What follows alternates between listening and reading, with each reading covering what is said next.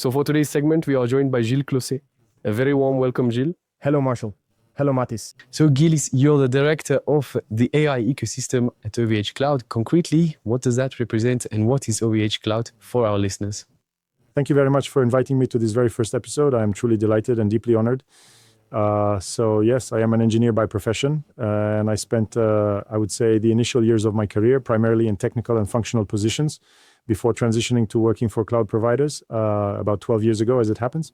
The AI ecosystem here at OVHcloud essentially encompasses all those external businesses and organizations that are actively utilizing our AI services and our specialized solutions to either create their very own products or to deliver their distinct services to their clients. Within this group, we're going to find various publishers. We're also going to have service companies, which would include consulting firms, integrators, and of course, managed service providers. We also have many startups, 800 startups each year that join our startup program. Understood. And then another family, somewhat specific to my role, are the model builders, those who develop models that we then integrate into our managed AI solutions.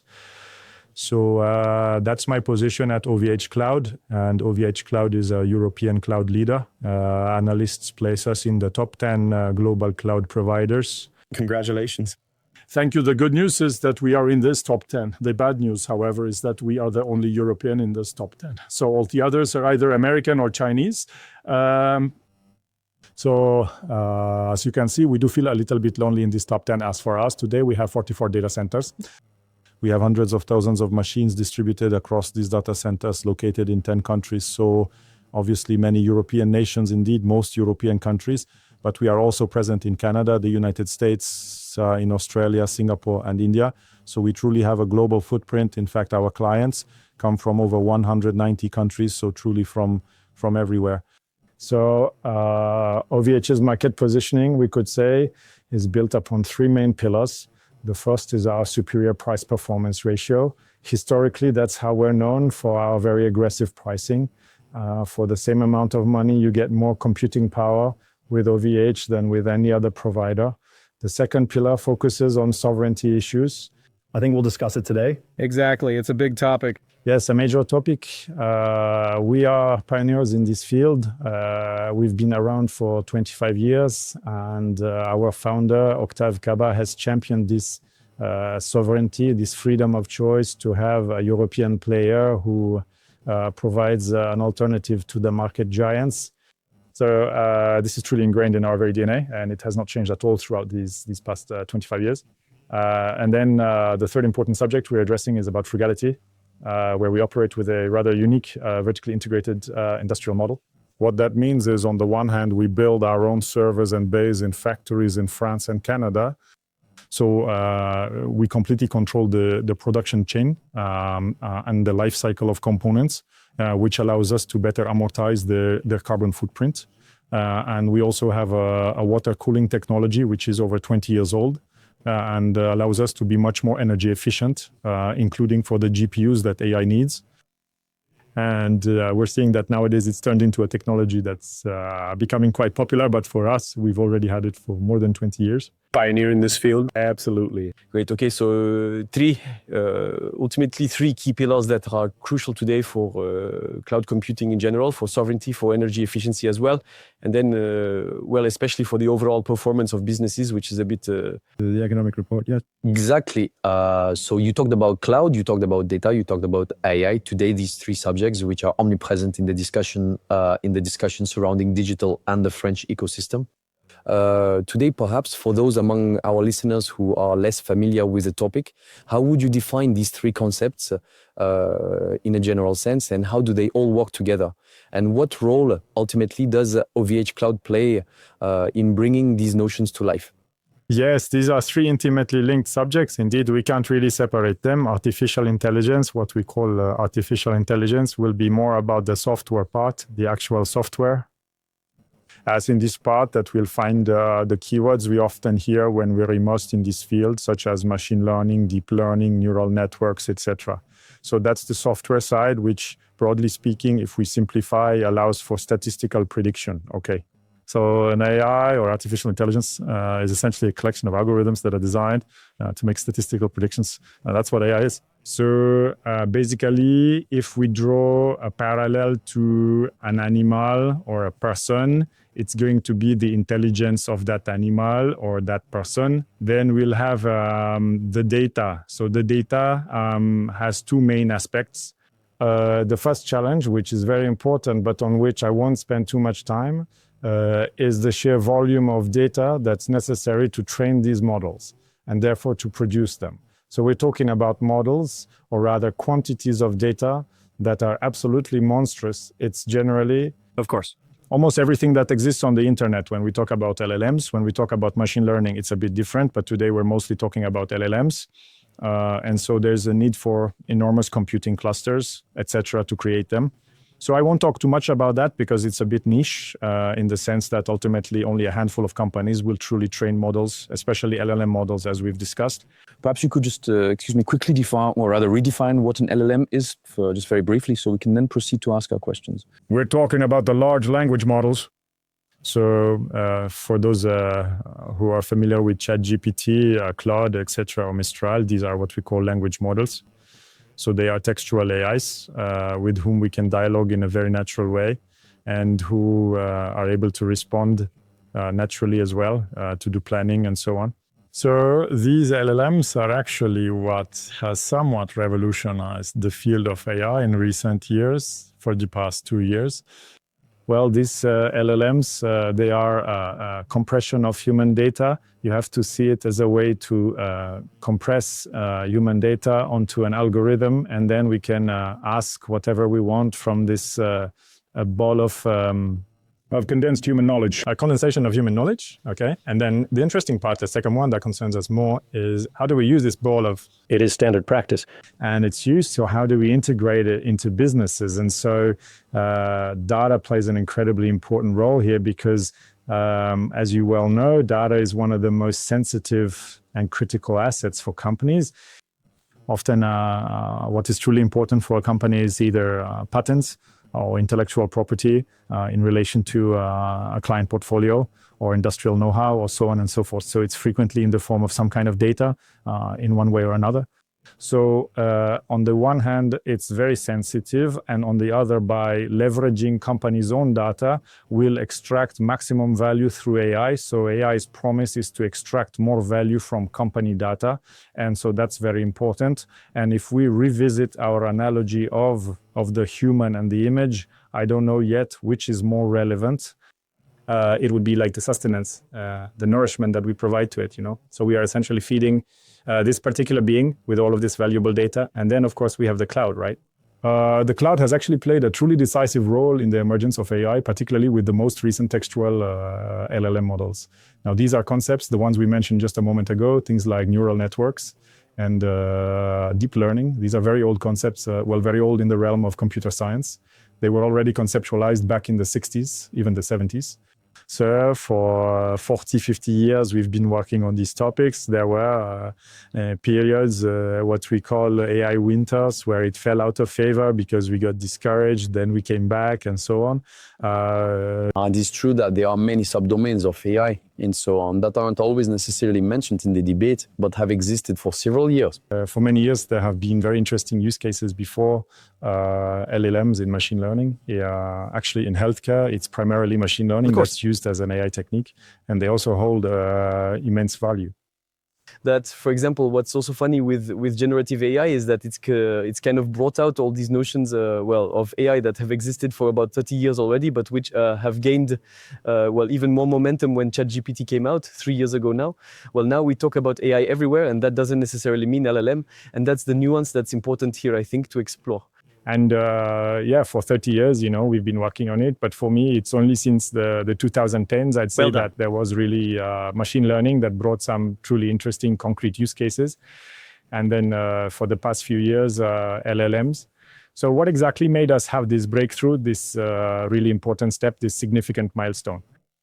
Well, the thing is, previously, we simply lacked the computational capabilities required to make neural networks deliver the kind of output we truly expected from them.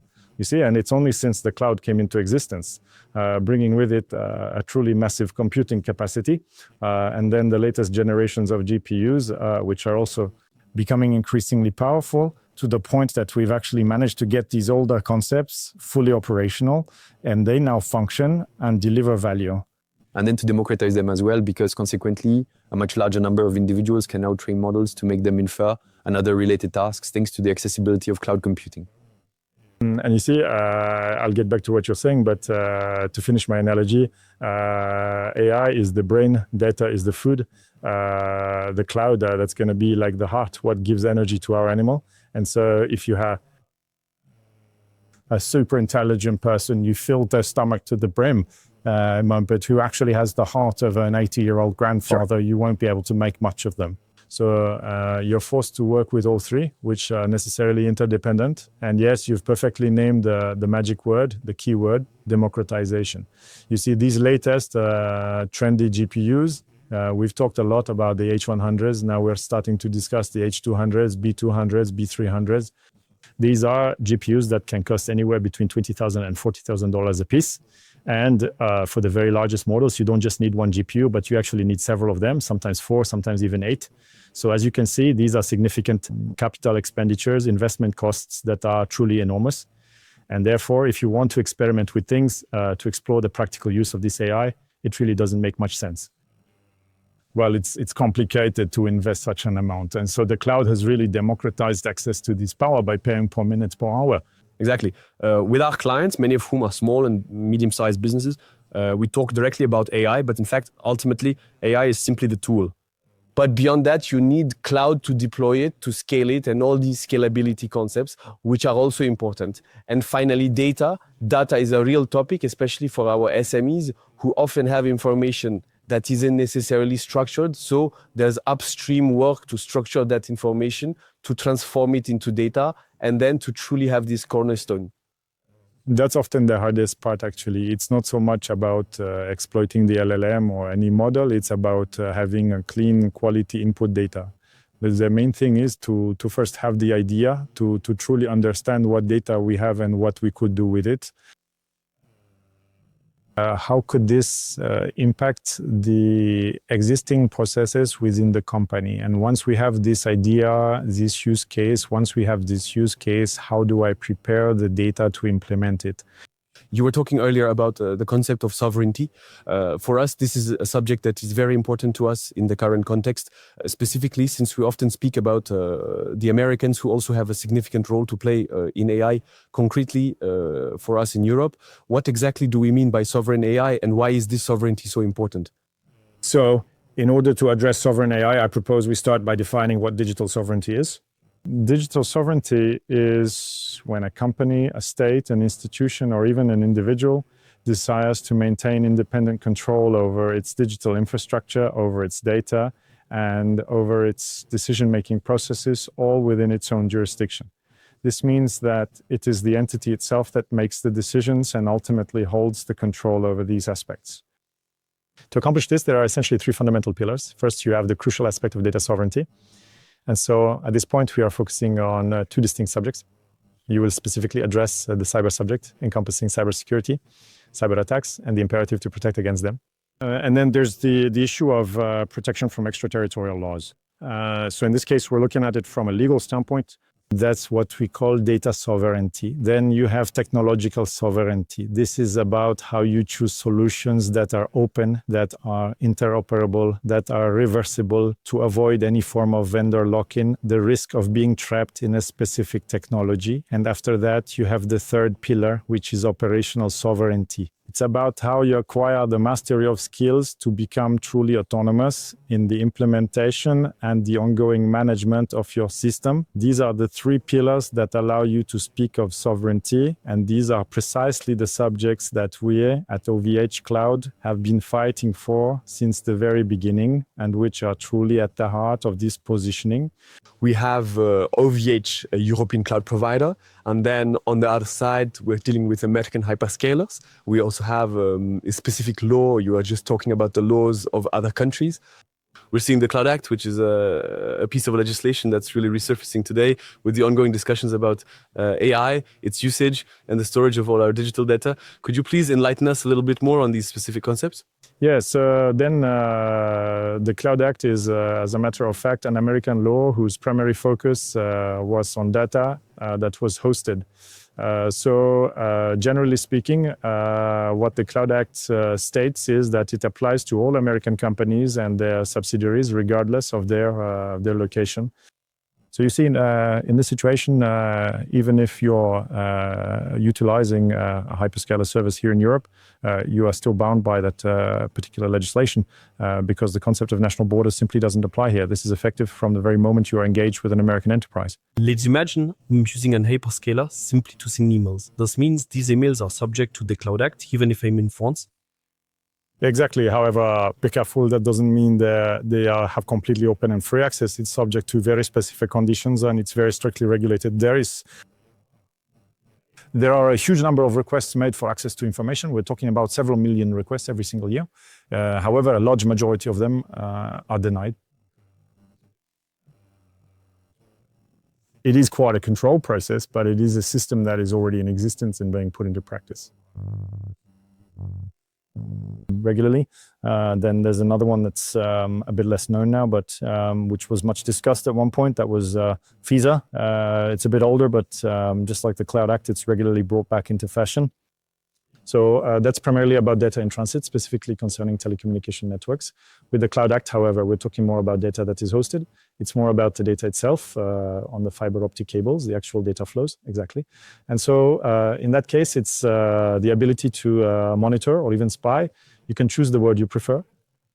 Suspicious communications. And so the definition of what constitutes suspicious is also quite broad. And this was a topic that really came into the spotlight with the Snowden affair back in 2013. And he wrote a fascinating book, which I highly recommend, that explains this very well, including the PRISM program and so on. And what I personally took away from this book, which I found to be truly, truly fascinating, is that when this information was finally revealed, if you want to put it that way, before that point, everyone believed it was simply technically impossible to achieve what they're doing. You know what I mean? Yeah. It was monitoring such volumes of transactions on a global scale, etc. It was technically not possible. And in fact, this case revealed that, yes, the American agencies, they found that it was possible and they were actually doing it in practice. And yeah, that kind of resonates with me, regarding the Cloud Act, etc., which we hear a lot about. The main argument from hyperscalers is to say encrypt the data, and then even if it's requested from us, we won't be able to provide it. All right, I understand. Okay. So for me, right off the bat, I have two major concerns with this. From the moment you are the administrator of a hypervisor, which is what manages the physical machines and on which you deploy your TVMs, Right.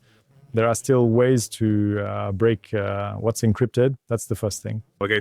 And what also bothers me regarding what we just said about Snowden is, yeah, it's perhaps impossible with our current technical knowledge, but maybe in 5 years, in 10 years, we'll learn that there was something highly confidential that allowed us to read data even when we didn't have access to it, etc. And then we'll say, oops. So that's the first thing that bothers me. The second point regarding the definition of sovereignty I gave you is that here we're only looking at a sub-part of data sovereignty, you see, of data sovereignty. And it's a bit of a deliberate simplification, I think, that Americans make on this topic. It's to say that sovereignty equals data protection and encryption. So just the cybersecurity angle. But in fact, you see in the definition I gave you, there's also technological control, there's operational control. And overall, you can't say you're on a sovereign infra if you don't control your tech stack. And so if you're European and you're using an American technology stack, boss, I'm sorry, but you are not sovereign over your own infrastructure. Today we hear a lot about GDPR. Yes. I said further in English, and today there are many companies that think and are therefore satisfied with these very standards. Could you, for us, explain the real implications of these particular standards? I'm talking about things like GDPR, SOC Type 2, and all those other regulations that these major hyperscalers often put forward as a guarantee of trust. But in doing so, they can also somewhat confuse people in their understanding and approach to these matters. Yeah, so now we're really talking about regulatory compliance for data processing. So if you will, we are back on the subject of data security, so to speak. Any company, wherever it may be, they can expose themselves in accordance with the GDPR. So we are returning to this very important topic of data security, and whether they are Americans or Europeans or Chinese, they are perfectly capable of respecting the GDPR regulations. So there is absolutely no hindrance or barrier to that. So GDPR isn't compatible with sovereignty. No, they're two completely different subjects. It's important to be precise about it. And more specifically, to gain a little bit of perspective, since there's been a lot of discussion regarding digital sovereignty and such, why does AI in the end make this topic so relevant again today? And why is sovereignty such a crucial aspect when we consider AI? Yes, well, so AI, and once again, I apologize, we'll be discussing LLMs quite a bit because it's currently the trending topic. But LLMs, we're observing them positioning themselves as a primary information portal that people will increasingly use instead of traditional search engines, for instance. We can already see this happening with the younger generations, and there are other examples too. And so the results that are provided by LLMs can already, on the one hand, potentially exhibit a cultural bias in relation to the specific region or context where they were originally developed. Because there are training methods that will direct them more in one direction or another. We've even seen this recently with Grok, etc., where they try, to influence the model's ideas or opinions on certain subjects in a particular direction. So it's important for us to be autonomous, in terms of our capability to produce ourselves this kind of tool. Which will become increasingly used and will more accurately reflect our culture and our values. It is an extremely powerful tool, artificial intelligence, that will significantly transform businesses, and we will be talking about that. And we absolutely must be autonomous here too, not depending on outside tech. We often discuss digital sovereignty. We prefer to speak of strategic autonomy. Actually, we're not just talking about sovereignty concepts that can be deliberately narrowed down to data security. But I believe the term strategic autonomy helps us better understand that it's not solely about data protection, but rather how we can be autonomous in managing our cloud platforms and our AIs that run on them. Because today you see the cloud market is over 70% controlled by American companies. The value captured by these particular players, it's over 80%. So what that means is that their market share continues to grow. So in other words, our own situation is getting worse. In fact, as Europeans, these are, how can I put it? These are such incredibly strategic subjects that if you think about it, they truly become a weapon in our Europe-US negotiations. We've seen more videos from just last week or even the week before that of major the leaders of American big tech companies who are sitting at the table with Donald Trump and who are essentially just waiting for their orders and waiting for someone to tell them exactly what to say. We see that they've truly become the armed wing of the American government. And as a result, you see in terms of risks, on the one hand, it's going to penalize us in the negotiations we have with the Americans because the risk is no longer so much about data loss with the Cloud Act.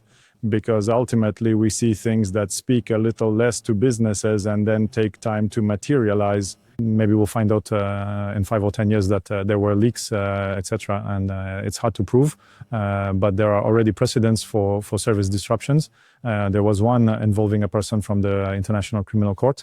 On orders from the American government, Microsoft cut off access to their messaging. So you see that was science fiction a few years ago. We didn't dare even think about it. And today we're seeing that in reality, this is no longer just science fiction. And potentially, if international relations continue to become more strained, these are perhaps situations we're going to encounter with increasing frequency. And at this point, we're no longer discussing risks that are hard to conceive of or purely theoretical. This is extremely concrete and very immediate. From one day to the next, if things go wrong for some reason or another, you could experience a service degradation or even worse, a complete service outage.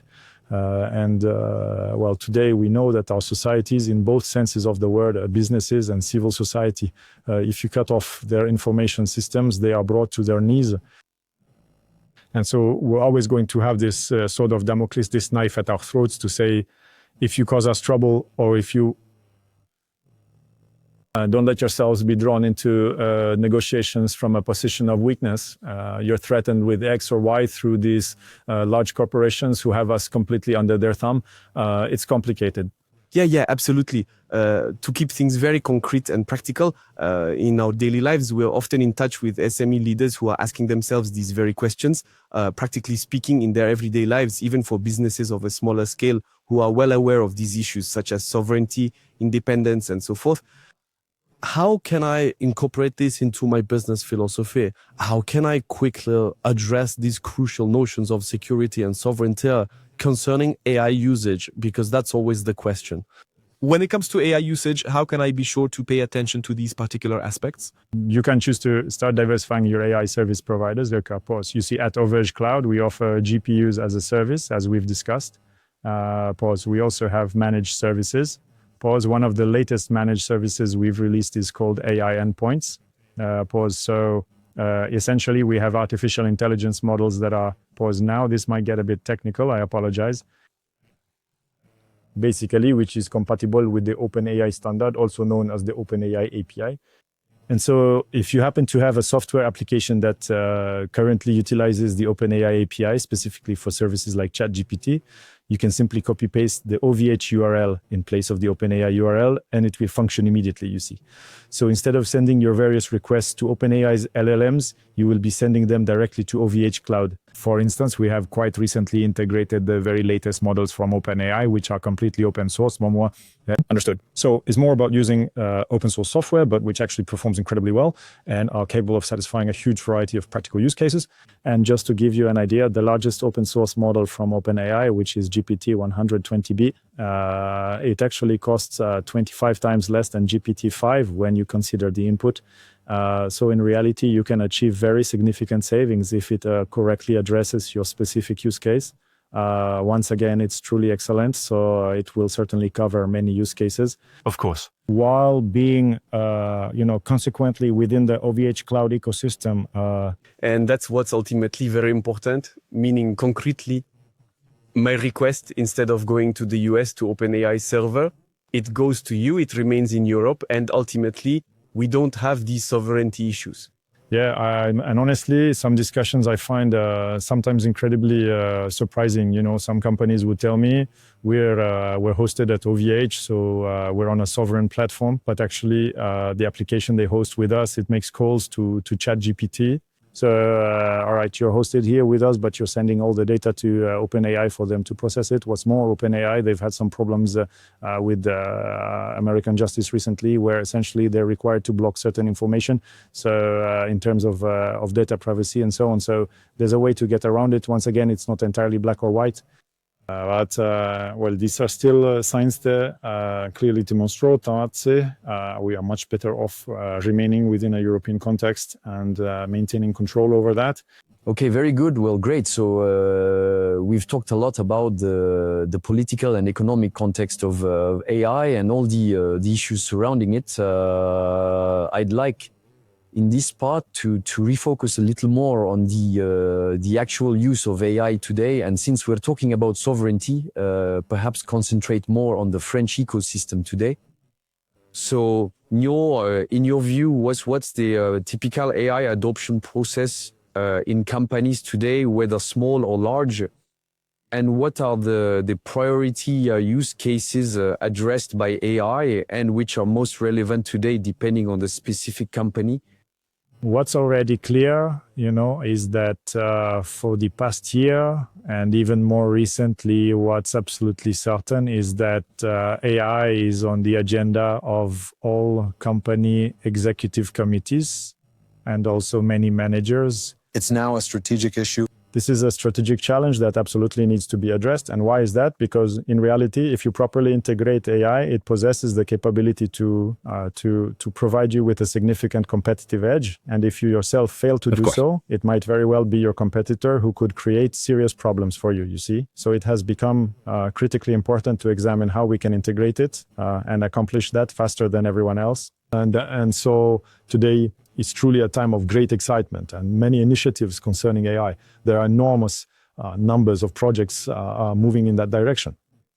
And we're actually sending out two distinct parts from two separate groups. The first group, I'd say, will be more about achieving some quick wins by integrating generic off-the-shelf solutions. Typically, we're talking about assistants here, and we've already mentioned quite a few of them. Then you'll also find use cases that are more centered around content creation. So, for example, how do you go about creating articles or various reports, and how do you summarize these reports effectively? How do you draft strategic plans, conduct competitive intelligence, and so on? So that's primarily about content creation or its management. Very easy to implement. You take the tool, you pay a subscription for everyone, and then basically it works. You can do a bit of education around that, but technically it's not very complicated. There is just some user training on the tool anyway. When it comes to acculturation, that is something that is very important. Then you have the second use case, which is quite common and relatively easy to put into practice. It's about the generation of code. So that works quite well. Quite easy to implement now because you have plugins in the various IDs, etc. And then quickly you increase the productivity of your coders, your developers, whether it's from auto-completion all the way to full code generation. So that can really help you accelerate on that. And then you also have a use case that is quite common for everything that involves customer support, which means customer relations, how to automatically process customer requests, classify them, perhaps respond to them on certain straightforward topics, and then escalate them to human agents for more complex ones, and so on. These are, I would say, subjects that are quite well understood, not overly complicated for us to integrate, but... So these subjects are already widely adopted today. More or less, you see the customer support part is the most complex of the three I mentioned. It's a bit less democratized. Code generation, I feel like it's really gaining traction. And then using personal assistants, that's often what we see in shadow IT, meaning people use the personal accounts to access these tools because they haven't been made available to everyone yet. That I think will evolve. It's like when cell phones first came out, 15 years ago, then all the tech came, like bring your own device and so on. Anyway, I think we'll fix that quickly. But the thing is, it's easy to put into practice, but these aren't truly transformative gains. They're just small incremental productivity gains, but that's not what's going to make your company suddenly explode tomorrow compared to what it's already achieving today.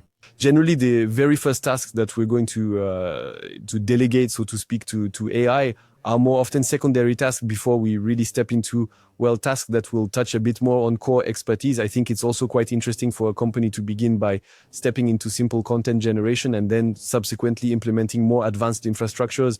That new animal we mentioned earlier, we have to start to make tame. To tame it, exactly. And so, and then there's the second type of project, which will involve projects where you'll really be trying to create custom solutions to transform your specific business processes. So that's significantly more complex. Well, that particular aspect really demands a lot more in-depth study. And these are certainly not what we would call off-the-shelf solutions most of the time. And so there was a rather significant study that generated quite a lot of buzz this summer from MIT, which stated that precisely regarding this specific area, in fact, 95% of the YES initiatives ultimately end up being a complete failure. Which is enormous. We've seen it. It has done a great deal of harm specifically to AI solution integration companies because, in fact, it's a failure. Well, I think, it can certainly cause problems, but it also demonstrates that these projects need to be approached with a specific methodology and that it's not an easy skill to master. So companies with expertise in this area definitely have a role to play. But 95% doesn't necessarily mean it's a failure. There are indeed some projects that don't work out, either because they're not sufficiently reliable or quite simply they fail to deliver what was initially planned. There are also projects that do function, but they don't provide enough value compared to their cost. And so the P&L, as we say, doesn't fly, meaning it's not worth putting into production. And so in that regard, it's the same thing. The companies that are truly the most seasoned and experienced in this particular domain, they should normally be able to present you with a clear P&L or a robust ROI, one that is genuinely sound and holds up to scrutiny before you actually decide to embark on the project phase, you understand? And so on this specific point, the cloud has a significant role to play, because with the solutions I was mentioning to you, when 95% of your projects are failing, are you really going to invest in GPUs for AI when you're telling yourself that in fact it might not even work out? It just doesn't make any sense. Of course, Now, as you have these off-the-shelf solutions that we were just talking about, which are paid by the token or by the hour, and they'll allow you to quickly test things out. What's more, it also lets you test several different models. Of course, but also challenges of model frugality. Yes, exactly. And being able to put that to the test, ultimately, that becomes an integral part of the whole process. Integration of AI in these companies, especially when we talk about custom solutions. Absolutely. You were just mentioning ROI. For me, I find that this is a concept that's extremely important and one that we encounter with a great many of our clients. How exactly do we go about finding this ROI when it comes to generative AI? It's quite a complex matter because very often our appreciation of LLMs tends to be more qualitative. So how do we attempt to pinpoint the ideal ROI for AI, especially in the early stages of a project?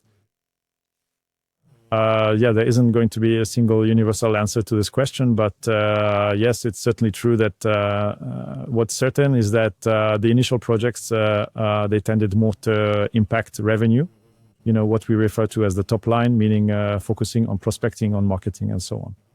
What emerged from this study, precisely to speak of it again, is that often where there's already, just to revisit the 95%, we still need to discuss the 5% that work, where generally it's the jackpot. We still want to go for it, because when it does work, it's worth the effort, instead of just trying to grow your top line, your revenue. A good approach is also to look at how you impact your back office, you see, and then how you implement automation on your business processes, which will allow you to save time and improve quality and so on. You see, so in fact, you need to view AI as a tool that also reevaluates the fundamental processes of the business profoundly and then calculate this ROI from that entire ecosystem. No, it's not the AI that will reevaluate your processes. It's you, the experts and the AI engineers, who will understand how to proceed to integrate AI in such a way that for those who, who have completely reimagined the processes, keeping in mind the full capabilities of AI, and who will ensure that consequently, once AI is fully integrated, it truly allows you to make a significant leap, in your entire back office operations. Hence the importance of clearly defining beforehand the AI's performance, the risks, and the potential hallucinations. We talk a lot about hallucinations with AI. The AI's answer is never 100% sure. It's always a probabilistic model. So hence the importance of setting this up upstream of the project to truly have the performance. Actually, computing until today was 100% deterministic. Algorithmic. Exactly. And so actually, a colleague was just saying that recently. We were talking about something else. We are, as computer scientists, we absolutely love it when things are deterministic. But the problem is that now, with AI, we're going to have to learn to work with systems that are going to be probabilistic. And there will certainly be, a coexistence between the two subjects, right? We won't shift entirely to probabilistic, but it's true that today, since we've been 100% deterministic, it's complicated to properly apply probabilistic methods. And so there's really work to be done to do it well, So from your own personal vision and perhaps your intuition, from OVHcloud's perspective, and also yours, Gilles, what are the key applications that you think will become essential in the next 2 to 3 years? Well, we've just discussed current uses and those that are starting to gain traction and so on. Do you foresee a truly significant shift in the next few years? Or do you think that ultimately it will just be a continuation of what's currently happening with the new models being released and so on? Always more powerful, always more efficient. Yeah, the question of it being a bit of a passing fad that we often hear discussed regarding AI. Is it a true revolution or just a passing fad? What's the real story? I think it's a real revolution. What's certain is that, we used to talk about AI winters, but I think those are over now. You see, today's trend, it's already a trend where we don't even have time to get bored. Every single week, every 2 weeks, there's something truly revolutionary happening. And so we're already in an incredibly fast-paced rhythm of innovation. Do you think this pace is going to continue, or is it perhaps going to increase as well, or is it going to run out of steam? Is it going to fizzle out at some point? Well, there are two things. There's the pace of innovation on the one hand. And I mean, as we were saying, it's going really, really fast. I mean, if AI R&D stopped today, we'd already have enough to keep us busy for a few years, just integrating it everywhere, but that will continue to happen. And then you have the pace of adoption, which isn't at the same speed. You know, the cloud, we've been talking about it for 15 years, and it still only accounts for 30% of business workloads. There hasn't really been a widespread systematization of cloud usage yet. You see, these are very slow transformations. With AI, it's going to be quite similar. It will take some time to be fully integrated. What we're seeing in the coming years certainly is that we're going to start having the first agents that will essentially become autonomous systems capable of taking actions in a very specialized way. With agency, especially. It's about agent-based systems. So, for example, you know, our agents in the financial sector who will be able to prepare your accounting statements, who will be able to provide you with projections regarding No human hand. So they'll pre-process it for you automatically, and then they'll submit it. They'll submit it to a human for review. You see, what's interesting in this specific use case, when you have a somewhat complex company with several countries, multiple products per country, client segments, and so on. If you want to make projections and you change a parameter and you want to run them through all possible business plan combinations, a human can only do 2 or 3 scenarios, but it's incredibly heavy, incredibly tedious. But AIs can do the exhaustive range of scenarios for you and tell you which are the 5 most promising. You see, and so yes, there are already startups that exist doing this and who have 3 or 4 specialized agents who will each have a slightly different role. But on this finance side, you see, and we were talking about it a bit earlier regarding SMEs, you know. Today, large corporations, they have a lot of resources. They take many initiatives, but I think there's a card to play for SMEs because for an SME, it's probably easier to integrate this kind of team. We're talking a little bit about virtual teams, you know, teams of agents. Why is that? Because on the one hand, it will certainly allow us to achieve more things. Of course. That the SME couldn't do, lacking the resources and staff. So besides the current teams, we'll likely have a few agents handling X or Y. Therefore, employee adoption is easier, unlike in a large group where agents might encroach on human roles. Overall, large corporations have more constraints in terms of, you know, compliance regarding various security policies and so on.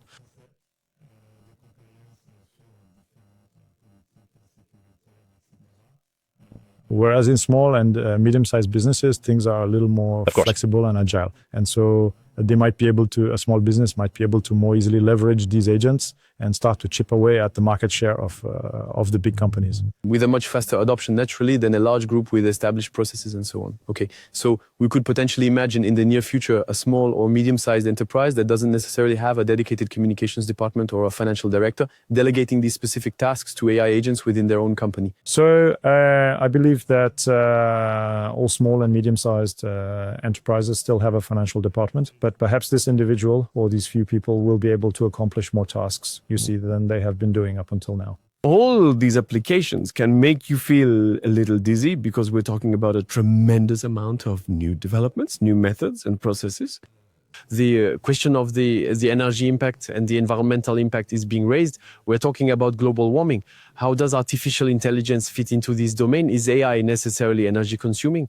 We hear information about the queries one can make to ChatGPT, which are much more polluting than the queries one can make on a classic search engine. Concretely, what is AI's environmental impact? Indeed, it's a technology that is very energy intensive. And there, similarly, you see, when we talk about this subject as you formulated it, implicitly, you're talking about AI equaling LLM. So it's important to point that out because, in fact, it's a misnomer. That's what we hear a lot on television too. It's true, it's a bit bothersome sometimes because we put everything into the same category. There are so many incredibly interesting use cases within machine learning, which, by the way, is not nearly as energy intensive when compared to large language models. And we shouldn't then say that it's a problem to implement these kinds of topics, which are, as I mentioned earlier, very much present in healthcare use cases. Yeah. Typically, when it comes to the analysis of medical imaging or other similar types of applications. But indeed, when it comes to large language models, they are incredibly energy intensive. There are several important aspects we need to consider regarding this. So what exactly can be done to effectively reduce the carbon footprint? The very first thing you should do is to carefully examine precisely where you're utilizing your AI services. And so in this regard, we are not all on an equal footing when it comes to the infrastructure's efficiency and resourcefulness. As I mentioned earlier in the introduction, here at OVHcloud, we possess, firstly, complete mastery over the entire life cycle of our components. And secondly, we utilize advanced water cooling technology. This combination means we are up to 35% less energy intensive per GPU, you see, especially when compared to traditional air cooling services. In terms of environmental impact, American hyperscalers today are quite literally building nuclear power plants to... Oh, that's insane. To give you an idea, just look at the latest GPUs from NVIDIA. Yeah. They go up to over 1,000 watts, up to 1,400 watts per card. To give you an idea, me, in my own room, at my house, the radiator that heats my room, it's a 1,000-watt radiator. Okay. So you have a GPU that's going to consume as much power as a radiator that heats an entire room for you. And in a server, you can have up to 8 GPUs, or even NVIDIA's latest babies, the NVL72. It's a cabinet, it's a rack, a cabinet with 72 GPUs on it. So you see, in a single cabinet, you'll have the equivalent of 72 radiators that will consume energy and will need to be cooled. So these are, astronomical sums of energy and engineering to cool them. That's why now water cooling has become extremely popular, because it's no longer possible to air cool them. So there's a kind of retrofitting of existing data centers to accept water cooling, or new data centers are now built. Yes, the underlying structure of the... Exactly. These things operate quite differently. So for us at OVHcloud, the good news is it's business as usual, as we've done it for 20 years and mastered this tech. But yeah, it's now become a de facto standard. So take a look at where you are hosted. You see, for example, we have a carbon calculator that allows our clients to understand the carbon footprint of the services they're using, and to know exactly, you see, we can only improve what we measure. And so that's a really important first step for us. Fascinating. And then when it comes to the usage aspect, the larger the models are, the more you're going to need a powerful GPU. Of course. Because in fact, there's a physical limitation, which is that the models need to be loaded into the graphics card's memory. And the larger the models are, the more you'll require high-end graphics cards that possess a significant amount of memory. And consequently, they will need to perform a substantial amount of computation. Indeed, on this subject, we're seeing the new models from generative AI providers, from LLMs, that are producing increasingly larger models for us. We're talking about GPT-5, for which we don't even have official information regarding the model size. Concretely, is this size going to continue to increase exponentially, or will we eventually find stability in model sizes and begin to use smaller models, perhaps for more precise applications? How do we position ourselves regarding this? And then, how does OVHcloud position itself and project itself within this dimensionality of models? Yeah, there are actually two trends. You have the first trend, where we're seeing more and more massive models. So I don't know where it's going to end, but we're seeing some truly monstrous ones. I think the largest one now, we're talking about 5 trillion parameters. But then again, it's a bit, we could say, out of the ordinary and exceptional. But yes, ChatGPT-5 has certainly surpassed the trillion mark. There you go. So that's a trend that continues. Well, after that, there's also, it must be noted, a significant trend concerning SLM, which refers to the small language models. That's it. What is quite interesting to note, however, is that the small models we have today are just as performant as the medium or even large ones from about a year ago. So there's still a significant gain in efficiency that is extremely interesting. And then there are many techniques, indeed, as you were saying. There are even studies about this, which show that a small specialized model, so when you have done fine-tuning, that is to say how you train it on a particular task, can be more performant than a large model. there are still studies that came out this week that are categorical about it, So we have a role to play in this. We are currently preparing fine-tuning services. We have training services that allow for fine-tuning. And so we have this catalog portfolio with several different catalog sizes. And since they're offered as a service, you can use them directly off the shelf. So for you, when you have your specific use case, it's actually incredibly easy to switch from one model to another. So you can easily test how low you can go while still achieving a result that satisfies you, And so on the one hand, that will reduce your costs. Because the smaller they are, the less expensive they become. It's directly linked to the overall cost of energy. And in addition, there will be a much lower carbon footprint. There's absolutely no point in killing a fly with a nuclear weapon. It's true that the temptation is quite strong, it must be said, to always use the model obtained visually. Of course, it's simpler, faster, it's quicker. And indeed, we think, well, I want to take the best naturally. We are also seeing some interesting initiatives. For example, we have the NVIDIA Jetson here, which is a compact device that enables the execution of mini models on highly sensitive subjects, perhaps for specific businesses. Do you recommend this kind of device, which then allows for completely local processing, to run these models entirely within our own infrastructure? We don't have scalability, so that's perhaps the flip side of the coin. What's your opinion concerning these types of arrangements? This is really great for exploring, testing out new things. Now, afterwards, you'll need to see what size of model you can actually deploy. But typically for industrial applications, the very first thing that comes to my mind is for industrial uses where you absolutely need extremely low latency because it might be controlling machines and so forth. It's quite interesting to have it running locally because you'll get the inference processing done right on your machine and you'll completely avoid all those network latencies and so on. So that's definitely a significant advantage. And that actually allows me to bring up a topic I hadn't necessarily planned to discuss, but we might have a logic that works really well for smaller projects or more modest requirements. We, on our side, have a system that's quite similar to that concept, but operating in an industrial mode. This system is specifically named OPCP, which means On-Prem Cloud Platform, where in essence, we are capable of sending to the physical sites of our clients dedicated OVHcloud racks that are fully equipped with powerful GPUs. Specifically for these use cases, whether they are highly confidential use cases or use cases that are extremely sensitive to latency, where essentially we deploy the OVHcloud stack, but at your location, at your home, within your own security perimeter, which can be what we call air-gapped.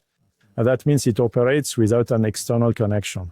Here we are truly at the maximum security level for hyper-confidential defense or systems hypersensitive to latency.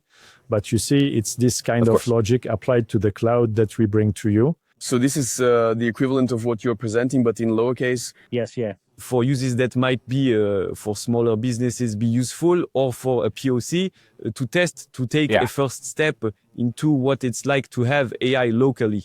The slight downside of these solutions of having it's going to be the updates. The update and industrialization, how do you handle outages? You say, how do you ensure that you have service availability commitments? How do you also make sure it evolves? That's what multiplicities are, how to scale the infrastructure. It's not complicated. It's quite interesting for those initial exploratory phases, but then when you move into full production and you need to industrialize your service, it's more complex. It's a bit more complicated, but that doesn't take away the interest. So an alternative one that could be interesting, but only in quite specific and rather limited cases. And just one last question regarding that. I wanted to know your opinion, to hear your thoughts. Do you think that since we're talking a lot about agency, etc., whereas a few months or even years ago, we spoke of large generalist models that did everything and were extremely, mediocre, we could say, at everything. Now, today, we're talking about small, highly specialized models. That's what you were saying earlier. You mentioned SLMs. Are we heading towards, are we moving towards, are we truly on a trajectory where ultimately in just a few years from now, we might witness an organization operating with digital counterparts for every single role, for every individual, where each person would eventually possess their very own hyper-specialized SLM partner within their specific domain? Is this the direction that agent-based AI is heading towards today? Yes, probably. So you see, it will be quite difficult to apply perhaps to certain professions. I think there will be jobs where it will be much easier to implement than in others. But yes, there's a noticeable and growing tendency to have colleagues, coworkers, and even specialized agents involved in these situations. Virtual ones. We see it a lot. We wonder if it's true, etc. We wonder if I have indeed seen some startups operating in that particular niche, but I haven't necessarily seen it, implemented in production for clients. That doesn't mean it doesn't exist. I don't have all the answers, but I think that's still very avant-garde. Perhaps the level of maturity is still is too weak for this kind of application. It's true that when we discuss this with the companies that are watching us, it might seem a little bit like Star Wars, but actually the business of tomorrow fundamentally could very well resemble that. Yes, it's a mix. You see, what's really quite common these days is in contact centers, specifically within call centers, there are businesses in this particular case that already possess a large number of clients and substantial revenue, where they are replacing a portion of their human agents. Sure. Likewise, for those who don't follow this very closely, we're reaching incredibly impressive technical levels, in terms of voice synthesis, of extremely low latency and natural voice timing and so on. And this is all currently happening. It's one of those jobs that are a bit not at risk because we'll always need them. But demand will certainly decrease as there will be a shift for some parts, maybe level 1, incoming calls. Well, for now, we're able to tell by ear if it's an AI or not, but precisely we're also hearing a lot of talk about, ultimately, it's a universal fear concerning whether today, as a worker, will be affected. Is AI going to replace me tomorrow? We were talking about it with after sales services and so on. We already see, in fact, jobs right now that are in the process of being replaced. So what's your personal opinion on this? Do you think AI will create new jobs? If so, then how does that fit into your overall vision on this? Yeah, on that point, I really think we're right in the middle of what's called Amara's law. That is to say, we tend to overestimate the short-term impact and we underestimate it in the long term. So it feels like tomorrow our jobs are doomed to vanish and AI will be everywhere. I don't think so. Adoption will be much slower than we expect for it to really take root. I'm returning to what I was saying about the cloud. However, we still struggle to imagine what AI will be like in society in 10, 15 years, because I think it will bring many profound changes that we struggle to foresee. Back in the early 2000s, with the birth of the internet, we couldn't have imagined the smartphone era and all that we do with them now. Nor the book age. We were already quite satisfied with e-commerce. And in fact, everything that happened afterwards, it was truly science fiction, you see. Of course.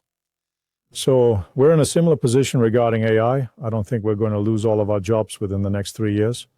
It's going to be much longer and especially quite targeted, I think. There are still some professions where I'd be a bit concerned. Typically, like product photographers. We quickly see that you can actually switch to AI solutions for photos and translators. I wouldn't be too confident about a translator's job right now. And then things like first-level call centers and so on. But certainly new jobs will also be created. There will be transformations. It's going to be quite a lot. For an extended period of time. You don't think AI will replace everyone tomorrow, do you? Then I think there will also be more than just the simple replacement. There will also be a significant transformation of many jobs. They say that, you were talking about the photographer's job. Perhaps we'll look for more creativity in these people for the generation of innovative ideas and their commercialization.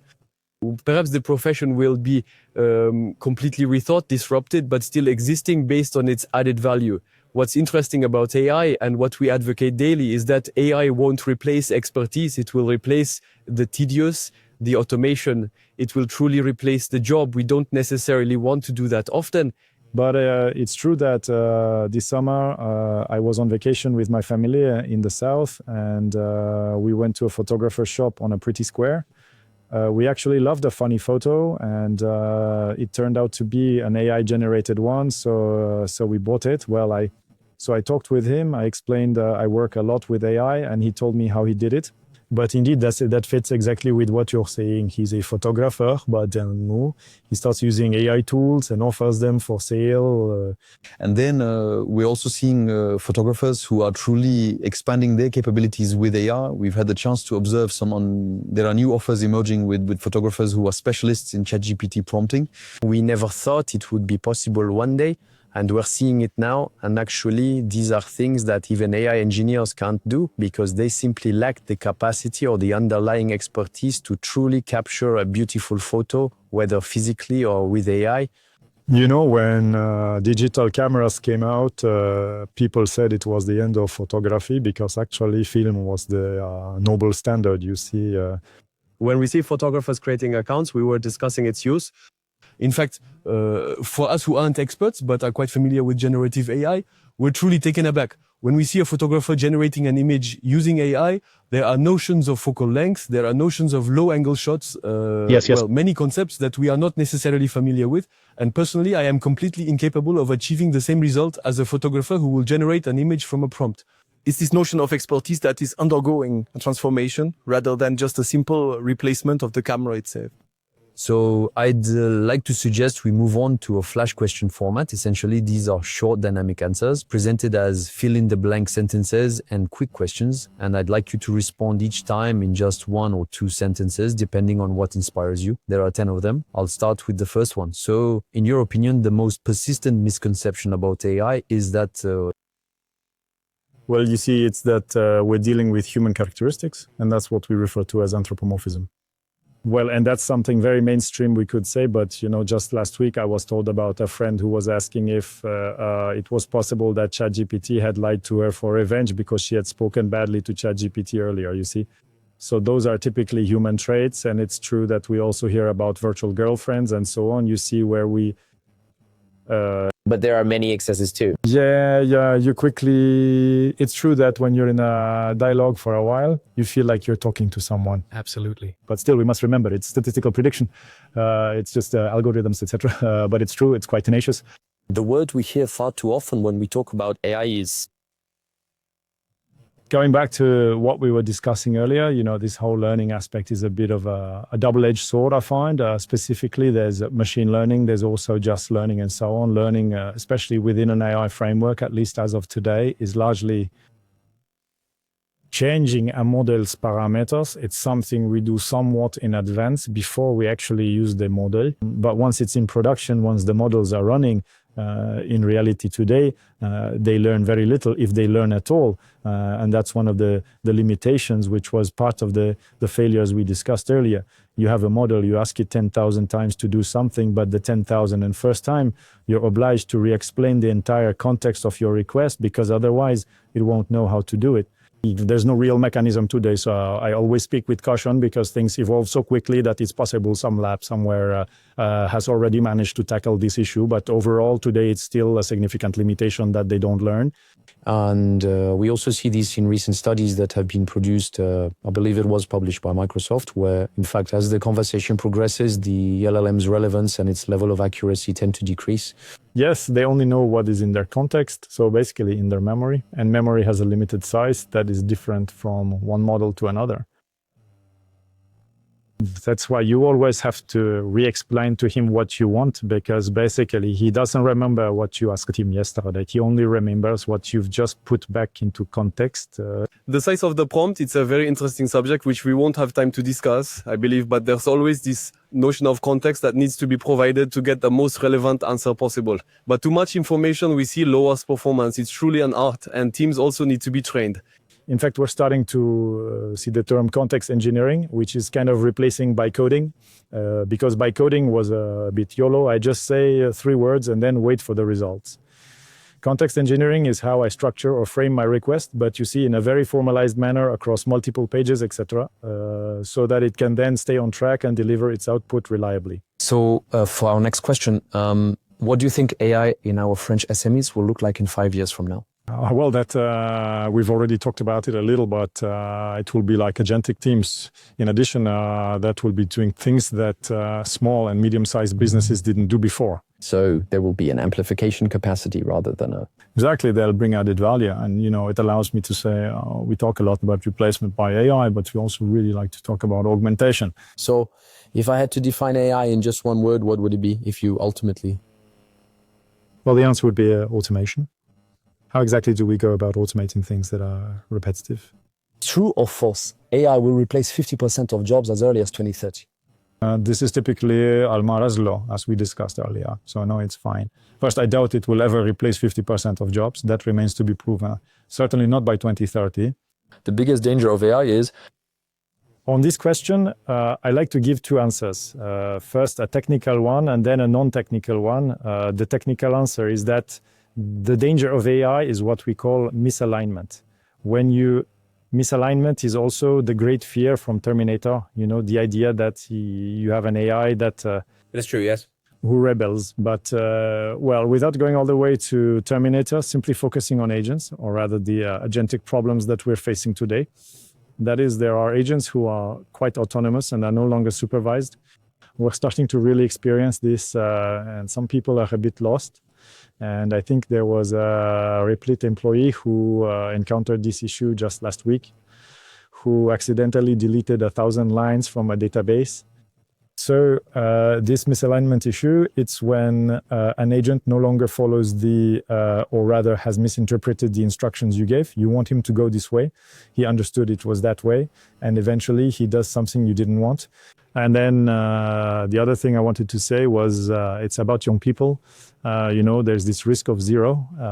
It's perhaps a risk, it's rather us, the older ones who have it. I don't know, but that in fact with these assistants, we lose the habit of reasoning a bit more because in fact we delegate the reasoning to the assistants. Do we stop learning by using? In fact, depending on how you use it, it can either boost your learning if you're active in your approach, or if you're completely passive and you take everything without questioning, you can become totally passive with these tools. That's an issue. And so we come back to the question of whether we want that it should only be American portals that have this influence. Of course. So, question 7. In Europe, the major asset we have compared to the United States is that you guys are the ones.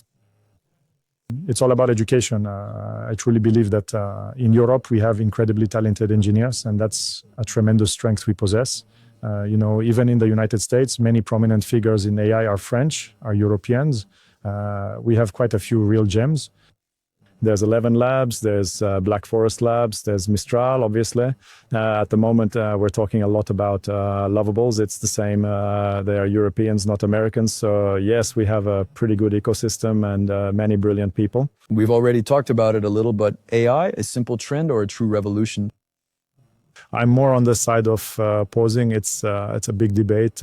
Personally, I believe it's a technological revolution. The fact of having this condensed knowledge that we can then exploit in 1,000 different ways, yes, that will really shift many boundaries. It is possible that 95% of projects will fail, but there are still 5% that are truly decisive. Yes. And we're talking about businesses in our daily personal use too. Of course, we see an accessibility to things for code and app development that's exploding from independent developers, For me, it's already changed. I really feel like I can do things I'd given up on doing before, Well, I'm a bit of a geek, so it's about geeky topics. But you see, I've gone back to Linux, though I hadn't touched it since my student days. Before, it was such a nightmare thinking when I have a problem, I'll spend hours on forums trying to find out how, all right, I have a slight issue. I ask an assistant a question. It finds the problem right away and it's done.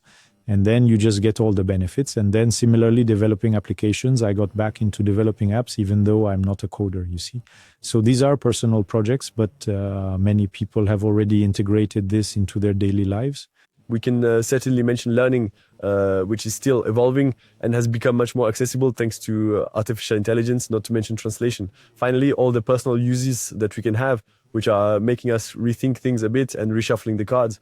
As we were discussing just a moment ago, if you stop R&D today, we've already changed a great deal. There's a lot of food for thought. And so my final question is, the model or technology that inspires me most right now? At this moment, I've really gone down quite a rabbit hole, and it's NA10. You spoke of automation, and we're right in it. N10, so I think it's absolutely fantastic. I only started getting into it this past summer, but it also allows for a connection with AI. Can we just quickly explain N8N for people who aren't familiar with it? Another European gem. So N8N, it's... I understand. N8N has been around for 6 years. It offers no-code, low-code automation.